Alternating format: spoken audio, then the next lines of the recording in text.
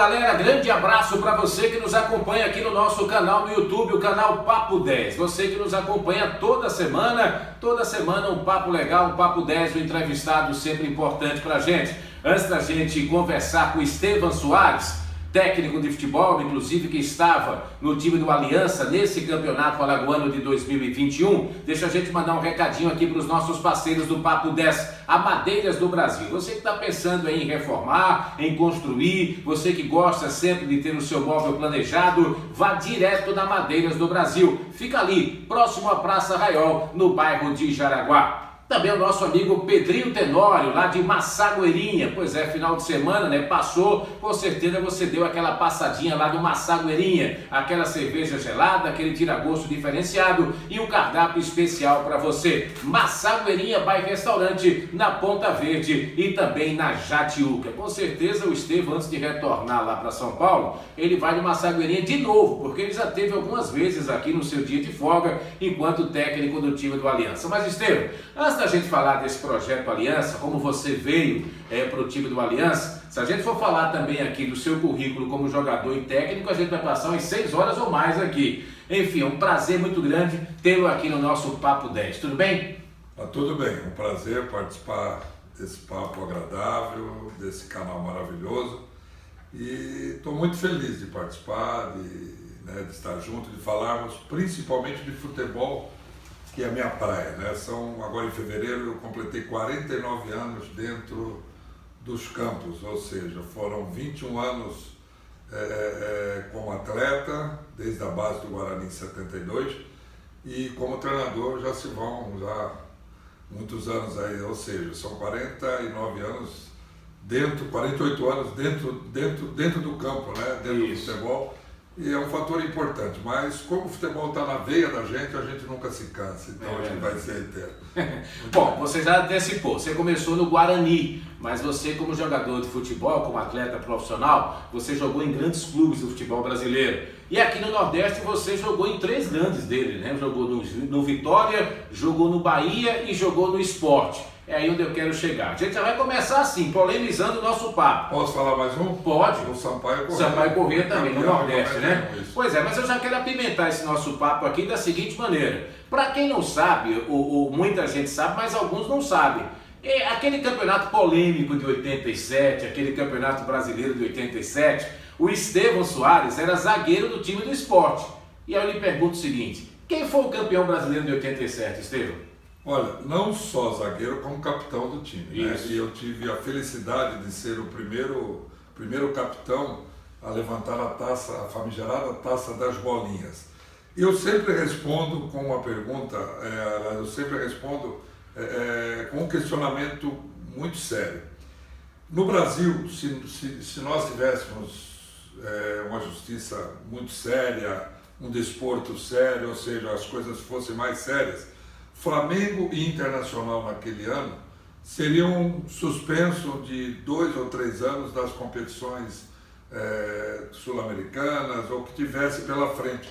Mas não se aconteceu nada, simplesmente se negaram a disputar o quadrangular que havia sido aprovado pelo Clube dos 13, pelos 32 equipes do Grupo Amarelo e do Grupo Verde, e só sobrou ao Sport e ao Guarani fazerem 2 confrontos, um em Campinas, que nós empatamos com 1-1, e vencemos na Ilha do Retiro, com quase 40 mil pessoas na época, por 1-0, gol do Marco Antônio, e eu no final do jogo levantei a taça.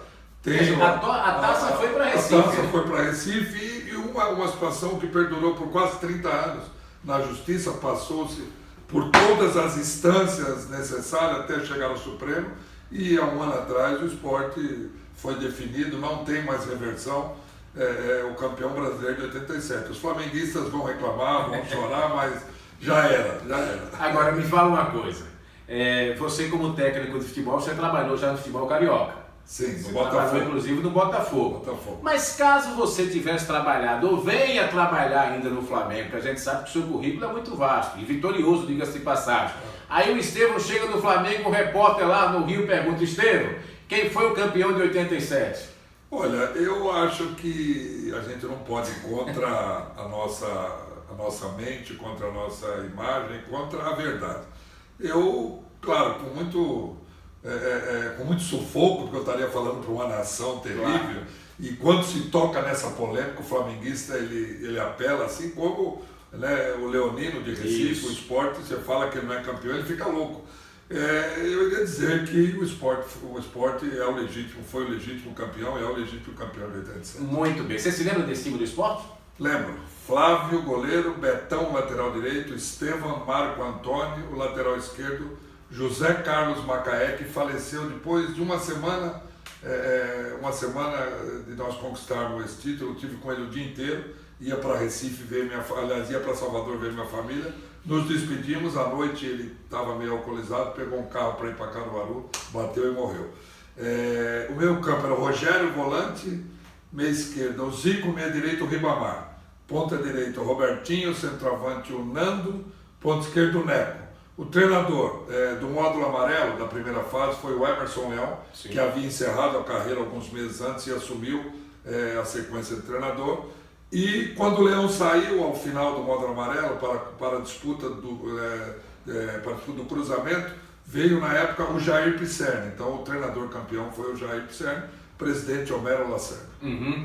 Bom, e desse período todo do Estevam como jogador de futebol, quais foram os técnicos assim que você teve, que você trouxe para a sua carreira como treinador de futebol? Quem é que você poderia destacar para a gente, Estevam? Uma pergunta maravilhosa. Eu comecei na base do Guarani, como falei, em 72, 73, e em 74 estreiei no profissional com 17 anos e meio, marcando nada mais, nada menos do que o Pelé no Pacaembu. No jogo de estreia, tem a camisa dele até hoje, eu quase desmaiei na véspera, e um jornalista de Campinas, o Brasil de Oliveira, já falecido, eu acordo para tomar café no Brinco de Ouro, desço, que naquele tempo o Pelé era diferente de qualquer coisa. Hoje nós sabemos o que o Messi come, qual é o chinelo que ele usa, qual a cueca que o Neymar usa, aquele tempo não sabia, era um hiato. O acesso de informação era um hiato muito grande entre os grandes ídolos, Ademir da Guia, Rivelino, Dinamite, Pelé, e os outros. Aí, a hora que eu desço, eu pego o jornal de Campinas, o Correio Popular, na época. Aí tinha uma foto minha do Pelé e meu amigo, muito amigo, né? O Brasil, trair, né? Escreveu Estevam versus Pelé. Eu falei, meu Deus do céu. Então, eu não poderia nunca deixar de citar o treinador que me lançou no profissional, que foi o Zé Duarte do Guarani. Esse foi um cara completamente atípico, um treinador que trazia para si a responsabilidade. E ao longo desses meus 21 anos, ou seja, ao longo dos 19 anos do profissional... Mas aí, para um pouquinho, desculpa eu te interromper, que eu fiquei curioso nessa história. Quem é que se deu melhor nesse confronto aí, Estevam ou Pelé? Eu dei um chapéu nele, dei uma caneta nele, saí driblando. Fala só o placar do jogo. O placar foi 2-0, quer dizer, 2-0 para o Santos. Eu venci. Porque naquele tempo você perdeu de 2-0 do Santos, e o time do Guarani interessante, que foi só molecada. Eu vou até me estender um pouquinho nessa aí, porque isso aí tem umas coisas interessantes. Antigamente, quando se jogava contra o Santos, principalmente na Vila Belmiro, no Pacaembu, o jogador dava dor de barriga, o outro dava febre, o outro tinha uma dor no tornozelo, na virilha, e todo mundo vazou. O Guarani foi com um time praticamente misto. E eu lembro que nós chegamos no Pacaembu, entramos, e tinha na época o meio esquerdo, Alfredo, que era o craque do time, ele não ia jogar. Ele entrou, eu estou olhando o gramado, ele falou: pô, Estevão, como é que tá? Eu falei: não, estou bem, Fredão. Ele falou: não, fica tranquilo, nós confiamos em você. Olha o conselho que o craque do time deu. Ele falou: só cuida uma coisa, de vez em quando o negão vem com a bola, faz que perde, adianta a bola e quebra a perna do Beck. Eu falei: meu Deus. Aí foi danado. E tiveram alguns lances, por exemplo, 15 minutos do primeiro tempo, meteram uma bola para ele lá no gol no gol do fundo, lá do tobogã, e eu cheguei por trás e dei uma pegada nele assim, porque eu bati, porque elas pegam por trás, pegam assim a bola e o bolinho. Aí ele virou para trás e falou: garoto, cuidado, você não sabe bater. Eu falei: não, o senhor tá certo, o senhor tá certo. O senhor tá certo. Aí no segundo tempo, cara, nós estávamos já entregues, time de molecada, perdendo de 2, para nós estava bom. Saiu, né, teve uma bola no fundo, que o Carlos Alberto Torres, lateral direito do Santos, cruzou a bola, eu subi, nada.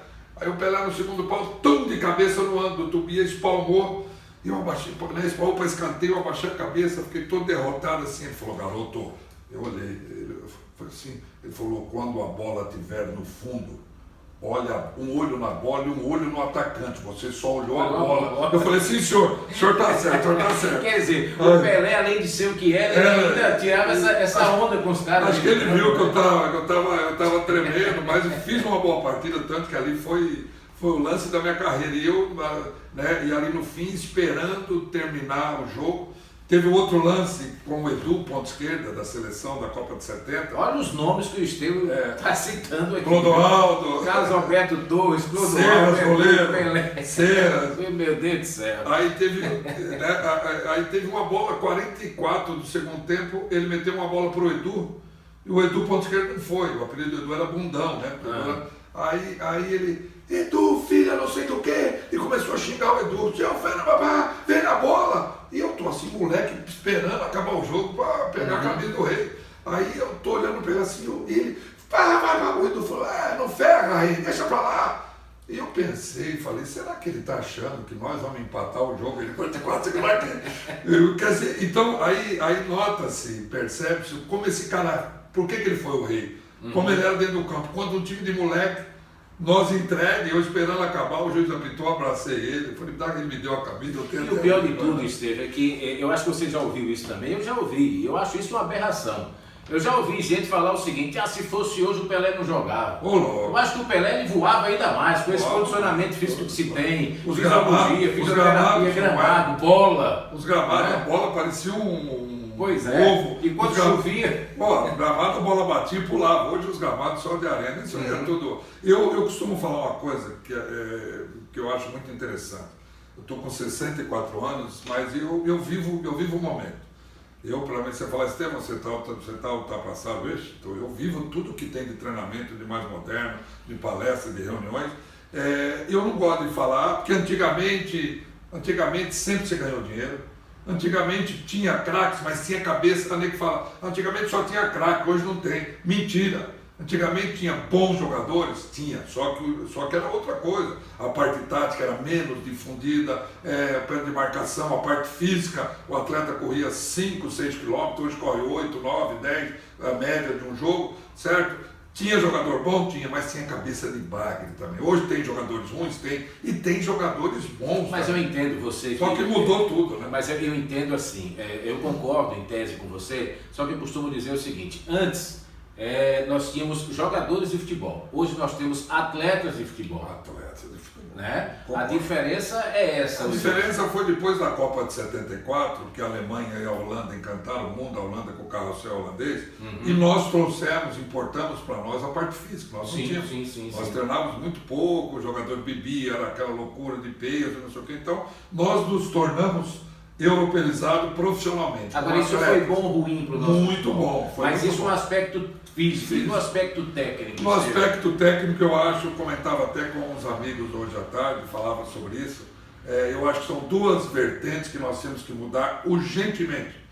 E eu não gosto de falar muito disso porque isso é uma polêmica muito grande. Primeiro, na parte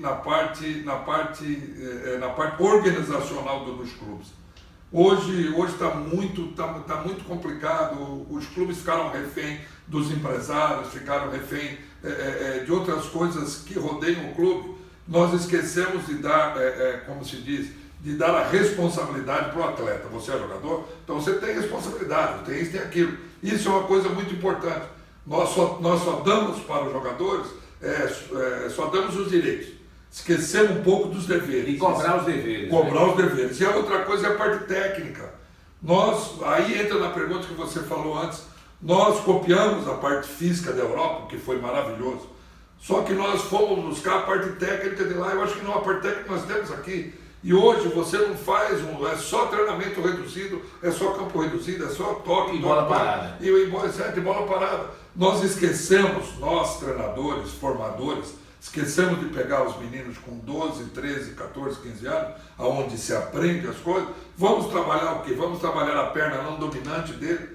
Vamos dominar o domínio, vamos preparar o domínio. Esse assunto aí. Vamos preparar o cabeceio dele com o olho aberto para que ele passe. Então, nós temos atletas, temos jogadores, quando chegam no profissional, completamente fora de sintonia nessa parte técnica. Eu acho que você tocou no ponto X. Claro que eu não joguei o tempo que você jogou, nem nas equipes que você jogou. mas eu joguei futebol nas categorias de base do CSA, joguei alguns anos ainda profissional e na base eu tive a oportunidade de ser emprestado para o Vasco em 87. Isso em 87. Quando eu cheguei lá no Vasco, treinamento de fundamento, por exemplo, eu sou ainda, sou canhoto. Mas a minha direitinha era só para subir no ônibus, como a gente diz na gíria. Mas eu fiz treinamentos em 87 no Vasco, que eu só podia tocar na bola com a perna direita. Eu só podia chutar com a perna direita. Tinha esse tipo de treinamento. Aí eu lhe pergunto o seguinte, um dos grandes problemas também do nosso futebol não está porque a gente parou de ter esse trabalho na base, Esteve. E aí na base já a gente só pensa em quê? Em ganhar títulos e já colocar na cabeça do menino a parte tática, quer dizer, a técnica. Não, deixa o garoto à vontade. O que é que você tem de melhor? É o drible. Vai, dribla. Principalmente no sub-15, por exemplo. Você não acha que falta isso no futebol brasileiro? Tem de volta? É justamente o que eu estou falando para você. Nós esquecemos um pouco, nós nos preocupamos muito com a parte física, a parte tática e a parte de treinamentos oriundos lá de fora, da Europa, que aliás são maravilhosos. Nós esquecemos um pouco de dar aquela liberdade para o nosso atleta e corrigir. Vocês estão um exemplo de você, e eu cito um meu no Guarani. Eu sou destro, sempre fui destro, e eu tinha muita dificuldade com a esquerda. Um dia no treinamento na base, no Brinco de Ouro, o massagista, seu Dito Braz, que foi ex-atleta na época, me chamou e falou: Estevão, eu vejo que você não usa a perna esquerda, por que você não trabalha? Termina o treino, treina. Um massagista dando um conselho, e eu comecei a treinar a perna esquerda, chamava um amigo depois do treino, fazia. Eu nunca chutei com a perna esquerda, mas eu passava com a perna esquerda. Passe de média distância eu passava. Então, isso que eu acho, por exemplo, uma coisa que eu fico, realmente que eu fico estarrecido nos profissionais. Atletas já formados, com 27, 28 anos. Não sabe chutar, não sabe passar. Não sabe cabecear, cabeceia com o olho fechado, não faz um movimento perfeito, domina, certo? Não olha para frente.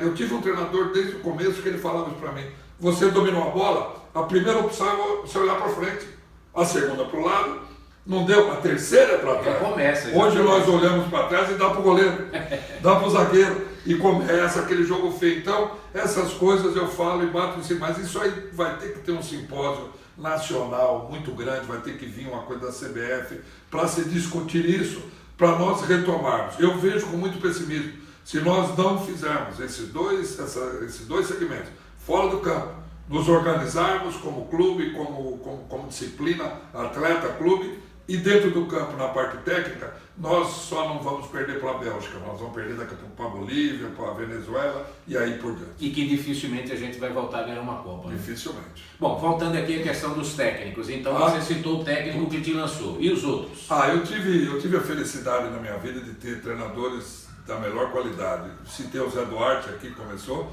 depois eu tive no 15 Jaú, que foi o Otacílio Pires de Camargo, o Cilinho, um dos maiores gênios da época. Ele estava, acho que pelo menos uns 30 anos adiantado dos anos 70. Um cara que tinha uma visão maravilhosa, faleceu o ano passado em Campinas, o ano passado. Depois eu tive no São Paulo um treinador que foi para mim ao concurso, Rubens Francisco Minério. Nossa, esse cara foi sensacional, tanto que tinha sido, ele foi campeão pelo Inter brasileiro 7-6, 7-5, 7-6 e 7-7 pelo São Paulo, tricampeão brasileiro seguido. Era um cara também, sabe, completamente de vanguarda, adiantado para a sua época.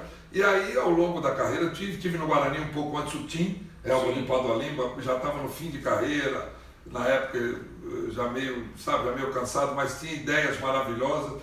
Tive no Sport de Recife, como eu falei aqui, o Emerson Leão, que ele encerrou a carreira e assumiu como treinador, um cara diferente para a época também, Ou seja, foram treinadores que marcaram, que me agregaram alguma coisa. E eu, com uma certa idade, depois dos 30 anos, já tinha uma ideia, pensamento, fiz curso lá no Citrifest em São Paulo, no qual faço parte, sou diretor hoje, mas já comecei a me preparar para isso. E aí eu comecei a fazer um remember, daquilo que eu pensava. Qual treinador que tinha a disciplina? Qual treinador que tinha a parte tática? Você foi extraindo... Qual treinador que era motivacional? Por exemplo, eu peguei uma coisa do Cilinho que eu fiz muito em clubes. Por exemplo, o Cilinho terminava o jogo, na terça-feira na representação, ele dava um livro para o atleta, reunia no vestiário. O atleta que tinha se destacado, ele dava um livro, ele dava uma coisa interessante. E eu tive isso comigo muitos anos, eu fiz isso. Eu escolhia o atleta da semana. Pedia para a diretoria para arrumar uma camisa, e eu pedia para a minha comissão técnica, eu não votava, não sei se fosse para ter o desempate, para escolher o melhor jogador daquela partida. Quando se ganhava, claro.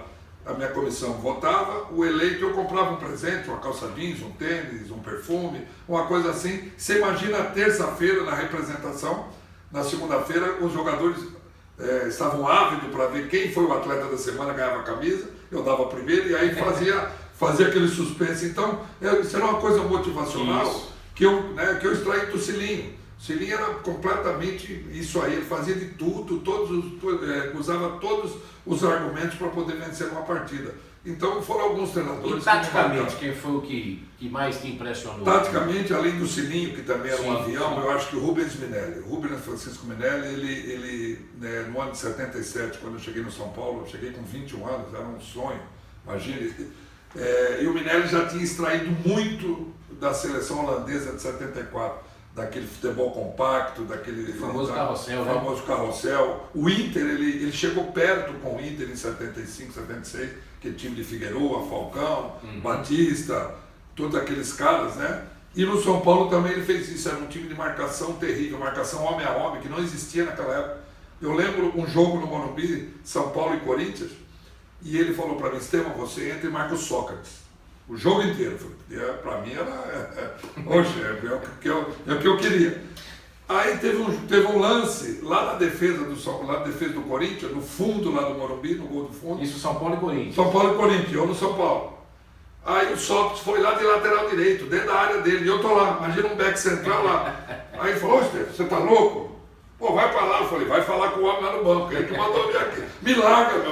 Porque isso não era normal na época. Não era normal. Já estava à frente, né? Ele conseguia anular as melhores peças, e foi assim a final de 77, que eu não joguei no Mineirão. Eu fui expulso na quarta-feira antes, no último minuto. Foi São Paulo e Atlético Mineiro. São Paulo e Atlético. Atlético e São Paulo nós ganhamos nos pênaltis. Ele fez isso justamente porque o time do Atlético era muito superior. O time do Atlético era Paulo Isidoro, Reinaldo, Toninho Cerezo, tinha uma molecada, esse Marcelo, que é o treinador, Marcelo Oliveira. O time dos caras era brincadeira, eles brincavam de jogar bola. E aí nós anulamos, né?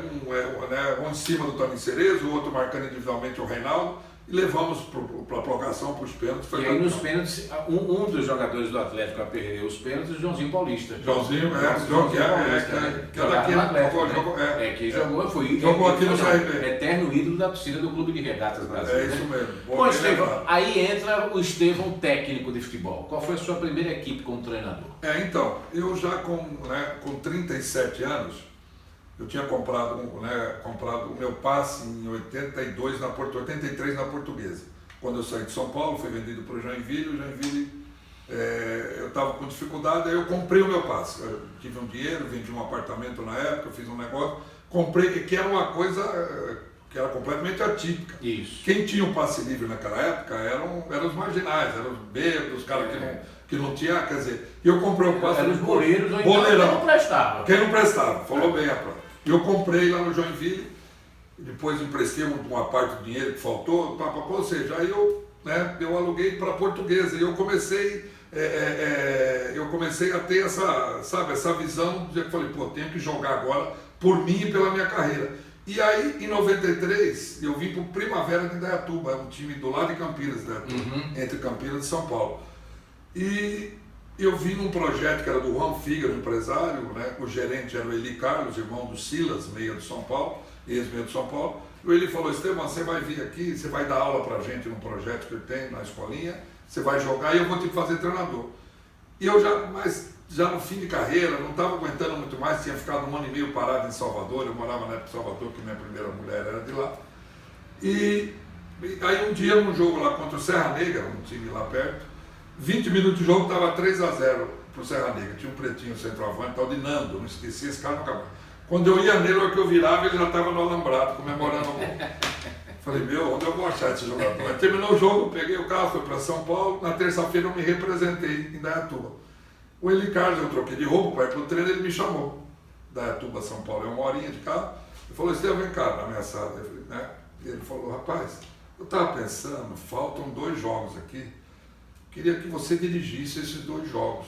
Era o Ailton Lira, esse meia esquerda, que tinha sido demitido uns jogos antes. Você não quer assumir esses 2 jogos? Eu falei, rapaz, você está me parando, olha como é que é difícil para o atleta a parada, é uma morte, né? O atleta é o único... Existe quem joga de futebol, morre 2 vezes. Boa frase essa aí, morre a morte natural e a morte de parar. Eu falei, você está querendo me parar? Ele falou, não, só dirige esses 2 jogos, depois você volta a jogar. Falei, tá bom. Aí foi assim, foi um negócio sem programar nada. Eu fui, troquei a roupa, tirei a roupa, ele me deu um apito, eu não tinha apito. Aí eu comecei a dar treino, até naquelas 2 semanas, eu falei, meu, não volto pro campo nunca mais. Era tanta dor no joelho, no tornozelo, as articulações. Foi no Primavera. E eu lembro de uma frase que o Eli Carlos me falou, Estevão, procure ficar o máximo que você puder aqui. A importância do treinador de permanecer no clube é muito grande. Eu fiquei 3 anos lá. Conquistei um título que é da 3ª divisão na época, em 96,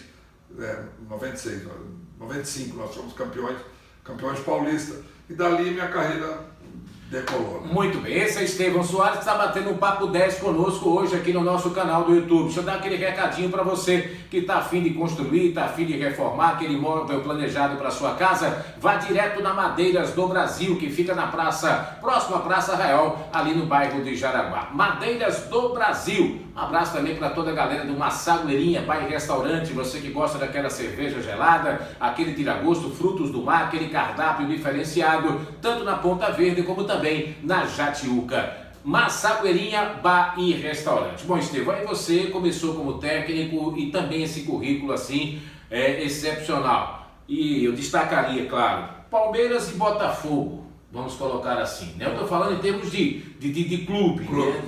de peso de camisa. É difícil trabalhar num time grande como um Palmeiras, como um Botafogo, Estevão? Fora algumas passagens, por exemplo, foram 3 vezes na Ponte Preta, 3 vezes na Ponte Preta. Que também são camisas pesadas. Camisa pesadíssima, mas são de menor expressão. Foram 2 passagens pelo Guarani, Arábia Saudita, ou seja, fora esse Brasil afora. Eu sempre, quando comecei lá nesse projeto em Dayatuba, eu tinha uma coisa em mente. Eu queria chegar no topo, eu não queria dirigir, vou ficar aqui um treinador mediano, tal. Eu acho que para mim não seria legal. Ou assim como fui como atleta, quando eu comecei no Guarani, eu falei, eu tenho que chegar, estou no Guarani, é um time grande, mas eu quero chegar no Corinthians, Palmeiras, Flamengo, São Paulo, e graças a Deus cheguei.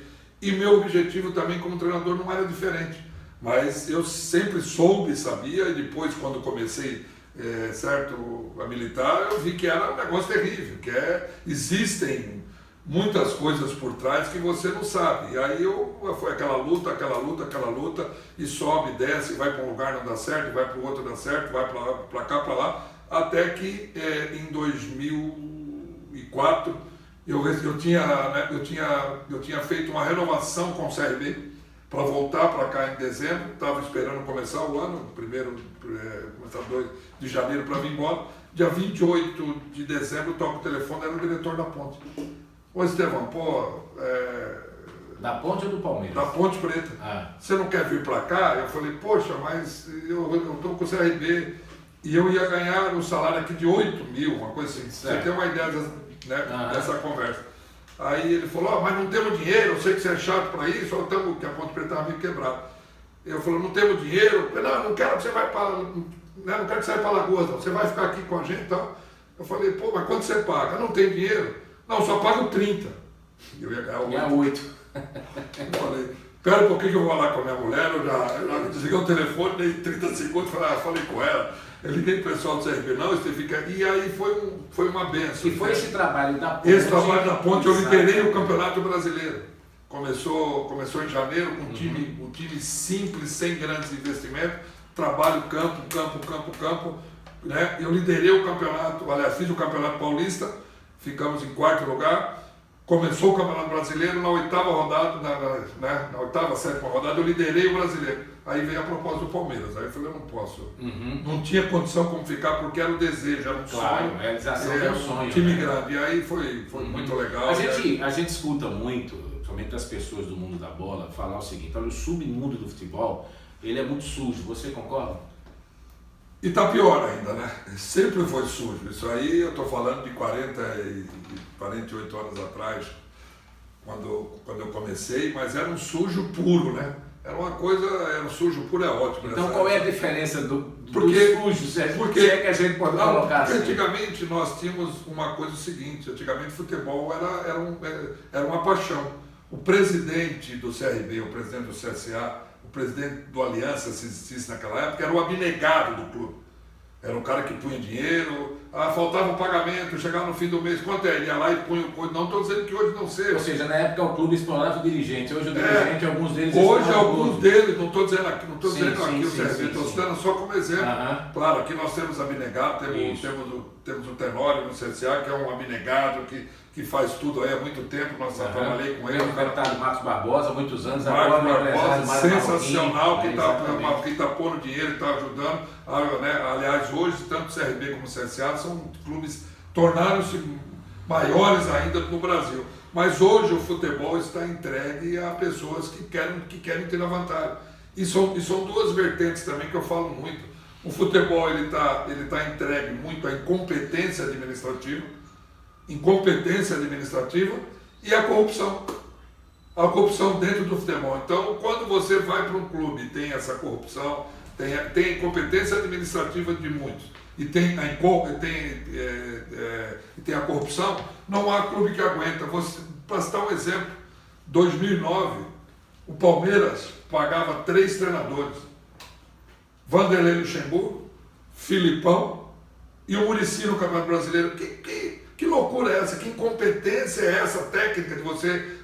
Certo, você ter o Vanderlei, manda embora, traz o Filipão, manda embora, termina com o Muricy, ou seja, aí pera um pouquinho, então o gestor... manda embora e continua pagando. Continua pagando, você dá um prejuízo enorme aos cofres do clube, além da sua incompetência administrativa técnica. Bom, aí todo esse currículo aí, você passou inclusive aqui por Alagoas, por mais uma vez, CSA e CRB. É a quinta passagem minha aqui, foram 3 pelo CSA. E 2 pelo CRB. Uma pelo CRB. Uma pelo CRB. É isso, então é a quinta passagem. A primeira foi no CSA em 99, tô certo? 97. 97, né? 97. Muito bem. Fui campeão, depois eu voltei, eu não lembro, a minha cabeça falha um pouquinho, eu preciso ver no Google, pesquisar. Você foi bicampeão pelo CSA? Não, o CSA foi tetra, né? 96, 97, 98, eu fui bicampeão 99. Em 97 num título praticamente perdido, que eu vim como funcionário do Guarani, para observar o Adriano Gabiru. E o CSA perdeu o segundo turno, tinha ganho o primeiro, perdeu o segundo de 4-1 lá no Repelé. Isso. No dia seguinte eu ia voltar, tinha as finais, os caras, não, eu falei, pô, liga lá, eles ligaram, o Guarani me emprestou. E eu fui campeão aqui. Depois eu voltei, fui vice-campeão num jogo muito polêmico que teve lá em Arapiraca. Depois eu voltei, vim para o CRB, uma passagem no campeonato da Série B brasileira, e voltei para o CSA, eu e o Jair Ventura no meu auxiliar. Sim. Uma passagem muito rápida, de 15, 16 dias. 2014. Né? E acabou não dando certo. Pronto, aí toda essa história. Aí o Estevão esse ano bate o telefone e recebe uma proposta do Aliança. Com todo respeito ao Aliança, mas um clube que estava chegando à primeira divisão, um projeto modesto, podemos dizer assim, e que o objetivo sempre foi se manter na primeira divisão, e vocês foram mais além. Mas como é que foi esse impacto? Professor, quer assumir o Aliança? Como é que foi essa história? Eu estava em casa, toco o telefone, a empresário Oliveira. É um rapaz, empresário de futebol lá de Feira de Santana. Ô, meu amigo, falei, Oliveira, tudo bem? Já conheci o Oliveira de algumas passagens. Pô, tem uma proposta, eu falei, onde? Ele falou, você não quer ir para o Aliança? Eu falei, Aliança de Lima? Ele falou, não, Aliança lá de Maceió. Eu falei, eu não conheço esse clube. Espera um pouquinho, já no computador, já pesquisei, não sei o quê. Não, é um clube direito, é um clube bom, tem uma parceria. Aí eu vi parceria com a UFAL e tal. Eu falei, pô, mas não estou muito interessado, tenho um filho de 16 anos que precisa muito de mim em casa, minha mulher é psicóloga, tem consultório, correndo para lá e para cá. Não, precisamos de você nesse projeto. Eu falei, mas tem treinador? Não tem. O treinador ele vai dispensar hoje e tal. Tipo assim, tiveram alguns problemas internos, ele está trocando. Falei, vamos conversar. E não foi, por incrível que pareça, não foi o lado financeiro, não foi nada, até porque talvez tenha sido o menor salário meu depois do Palmeiras como treinador foi aqui, mas foi dentro do projeto, pela UFAL, e dentro da UFAL tinha também o Gustavo, tinha o Pedro, que eu conheci o Pedro de Campinas, lá de Jundiaí, de Indaiatuba, tivemos no Barueri junto uma época, então aí eu não pensei duas vezes. Quando eu vi que tinha essa retaguarda, eu vi e hoje eu agradeço a eles por ter tido essa oportunidade de vir, agradecer à comissão técnica na minha despedida, aos atletas e ao presidente Lessa, porque eu vim para um lugar legal, um lugar que ainda precisa muito. O Aliança tiveram muitos defeitos esse ano, tiveram muitas coisas, mas é normal, isso é uma coisa nova. Mas eu acho que foi muito legal o trabalho que nós fizemos, o aglutinamento de comissão técnica, jogadores, o trabalho em si, o ambiente que nós criamos foi muito bacana. E a gente, hoje eu estou com o coração sentido, frustrado, porque como você frisou bem, um time que era para não cair, aí nós por pouco que não fomos para a final, porque fomos prejudicados, aquele jogo com o CRB e tal, e o time jogou o máximo, e depois nós tínhamos a chance de colocar a equipe na Série D, por detalhes também, não aconteceu, e poderíamos ter ido para a Copa do Brasil, que seria financeiramente para o clube muito bom, mas eu acho que foi o limite, né? Nós tínhamos um elenco muito curto, em termos de quantitativo e de qualitativo, então eu acho que a gente chegou no limite. Quer dizer, então, pela sua experiência, não dava mais para extrair algo daquele time? Ou seja, aquele time chegou no limite dele? Não, dava até para extrair, tanto que os dois jogos contra o CSE, um foi empate e o outro, tivemos uma bola na trave aos 45 do segundo tempo do Luciano. Esse jogo de 2-1, nós poderíamos ter empatado o jogo, tivemos a expulsão dos dois jogadores, faltando ainda 10 minutos com os descontos, nós poderíamos ter empatado, ter ido para os pênaltis, mas quando eu estou dizendo é porque nós perdemos no jogo do CRB 4 jogadores importantíssimos que eram. Verdade. Por mais que o departamento médico, certa fisioterapia, tenha trabalhado muito, mas foi muito pouco tempo para recuperação. Quando você tem um elenco enxuto, um elenco diminuto, você perde 3, 4 peças importantes, as peças de reposição realmente é complicado. Bom, e aí qual é o conselho que você deixa para o Lessa, presidente do Aliança? Porque é o seguinte, o Aliança o ano que vem vai entrar no Campeonato Alagoano numa condição diferente. Ele vai ter que pelo menos se manter nesse patamar, né, que ele disputou esse ano, ou então galgar, buscar algo a mais. É por aí, Estevam? Olha, eu numa conversa que tive com o Lessa esses dias, eu pedi permissão a ele e sei que não precisaria ter falado, porque ele é uma pessoa muito sensata e muito inteligente. Falei, Lessa, eu tive um conselho do meu pai uma vez, ao longo da minha carreira, que falou, filho, toma cuidado quando você estiver em cima, porque você passa a ser vidraça, todo mundo está te vendo. Quando você está embaixo, sem dinheiro, duro, por baixo, sem emprego, ninguém vai ligar para você, a não ser aqueles amigos fiéis, familiares, do resto ninguém te enxerga. E o Aliança passou a ser enxergado. Então, como você falou, o ano que vem talvez não vai se admitir menos do que o 4º lugar. Então é hora de se ter pé no chão, de fazer uma reflexão muito grande, de ver o que está errado, o que foi certo, o que está errado. Porque eu cansei de ver dirigentes, não estou dizendo o caso do Lessa, de clubes que eu passei, a gente fazia uma boa campanha, isso mesmo na Portuguesa, há uns 4 anos atrás. Fizemos uma campanha na Série C, quase subiu, bateu para subir, parou o ano, férias, voltou, o dirigente, não, professor, porque eu vou contratar esse, vou contratar aquele, eu só estou olhando. Mas, não, professor, deixa comigo que eu já contratei. Eu falei, pera um pouquinho. Ou seja, isso é uma soberba natural de nós, seres humanos. Nós somos... Isso é uma coisa normal. Então, é muito cuidado com isso para você ter muita tranquilidade, ter muito equilíbrio, para você não passar e não achar que você já é o cara, eu fiz o ano passado, vou fazer agora. Certo? A maior coisa que se fala para um clube, para um time, é quando você ganha um jogo, rapaziada, pés no chão, que é para nós, no próximo jogo, nós estarmos tranquilos. Então, mas a gente sabe que o Lessa é um cara muito inteligente, está muito bem cercado pela comissão técnica permanente, pelos seus dirigentes, e acredito que tenha sido um bem para o futebol alagoano esse surgimento do Aliança, do Esportivo Aliança, que é um clube novo e um clube sério, diferente daquilo que nós citamos antes aqui, de certos clubes por aí. E que você com certeza vai levar o Aliança no seu currículo. Eu não tenho como não tenho como não levar. Primeiro, por essa passagem Alagoas, a Maceió, que ficou, né, Maceió passou a ser, depois dessa minha vida, desses 2 meses e pouco aí, 70 dias, passou a ser o meu lar, a minha casa.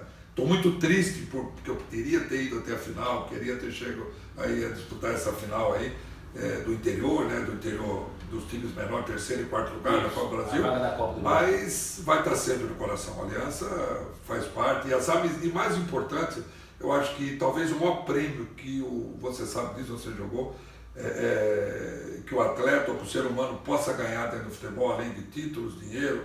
Eu conheço o Brasil inteiro, conheço o mundo, tive essa felicidade de andar o mundo inteiro através do futebol, mas não tem nada mais concreto do que as amizades que você cria. E as amizades foram maravilhosas aqui.